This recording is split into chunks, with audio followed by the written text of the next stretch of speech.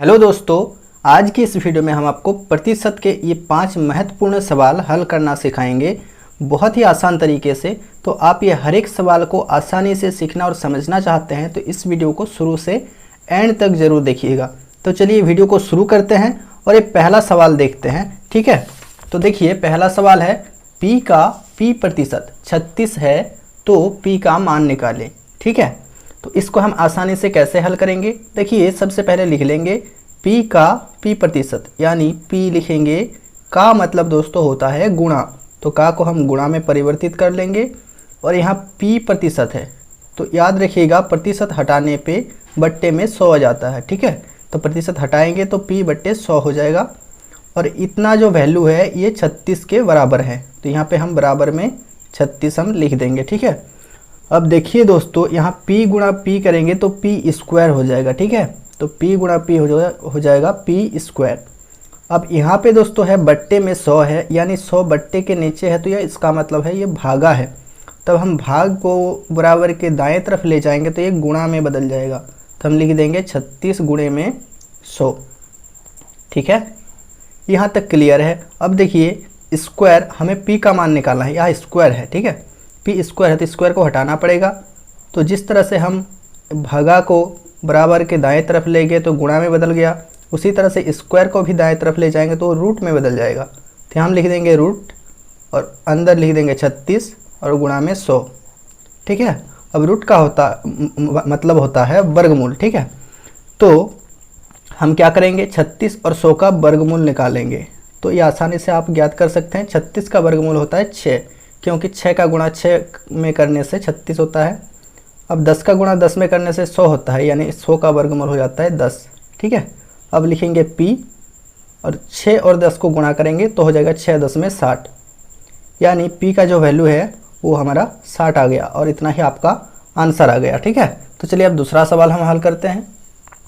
तो चलिए दोस्तों दूसरा सवाल में पूछा है m का 10% n के 20% के बराबर है तो m अनुपात n का मान ज्ञात करें। ठीक है, m अनुपात m हमें निकालना है। तो सबसे पहले हम लिख लेंगे जो दिया हुआ है, दिया है m का 10%। ठीक है, m का 10% मतलब m का मतलब गुना और 10% मतलब 10/100।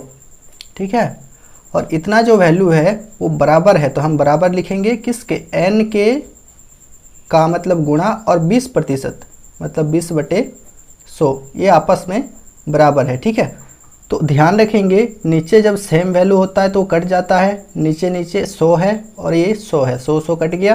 ठीक है, अब ऊपर में क्या बचा है हम आसानी से लिख लेंगे, m गुणा 10 है तो हम लिखेंगे m गुणा 10 और ये बराबर है n गुणा 20 के, तो इतना बराबर कर लेंगे। अब देखिए हमें निकालना है m अनुपात n, तो अनुपात मतलब होता है बट्टे, तो अगर हम m/n निकालेंगे तो इसका मतलब m अनुपात n निकल जाएगा। तो हम n को बाएं तरफ ले आएंगे तो ये बट्टे में आ जाएगा, तो m/n हो जाएगा। अब देखिए यहाँ था 20 तो 20 लिखेंगे।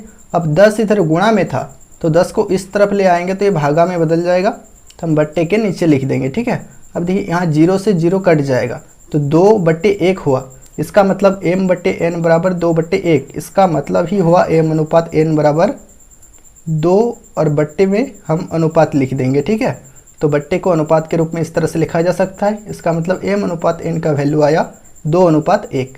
ठीक है, तो इसी तरह से अब हम तीसरा सवाल आपको हल करना सिखाते हैं। तो देखिए दोस्तों क्वेश्चन में है 5:4 को प्रतिशत में बदलें। तो अभी मैंने आपको कहा कि अनुपात को हम बट्टे के रूप में लिख सकते हैं, तो अनुपात को हम यहाँ बट्टे के रूप में लिख देंगे 5:4।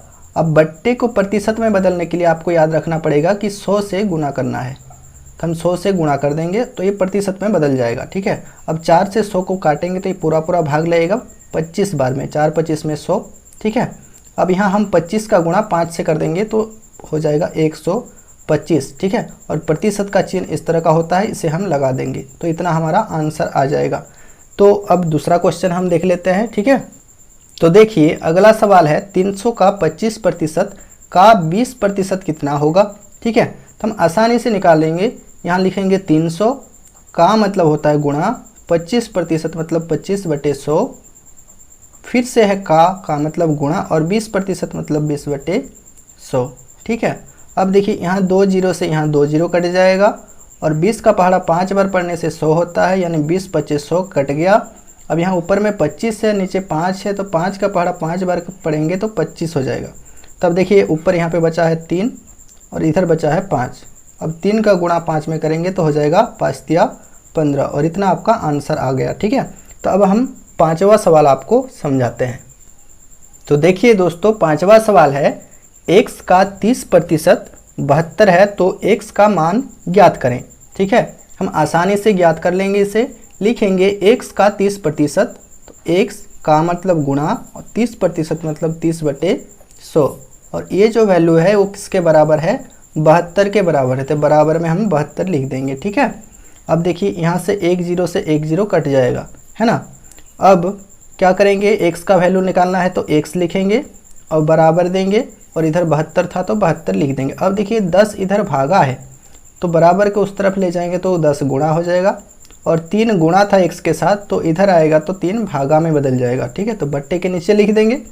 अब देखिए 3 और ऊपर है 72, तो 72 3 से पूरा पूरा कट जाएगा। ठीक है, यहाँ लिखेंगे 3 और 24 में 72 होता है। ठीक है, तो अब देखिए x का जो वैल्यू है वो कितना आएगा, यहाँ 24 है, यहाँ 10 है, गुणा कर देंगे तो आपस में कितना आ जाएगा 240। ठीक है, तो उम्मीद करते हैं आपको ये वीडियो पसंद आया होगा। तो वीडियो को एक लाइक कर दीजिएगा, चैनल पे नए हैं तो चैनल को सब्सक्राइब जरूर कर लीजिएगा। वीडियो देखने के लिए आपका बहुत बहुत धन्यवाद। मिलते हैं नेक्स्ट वीडियो में।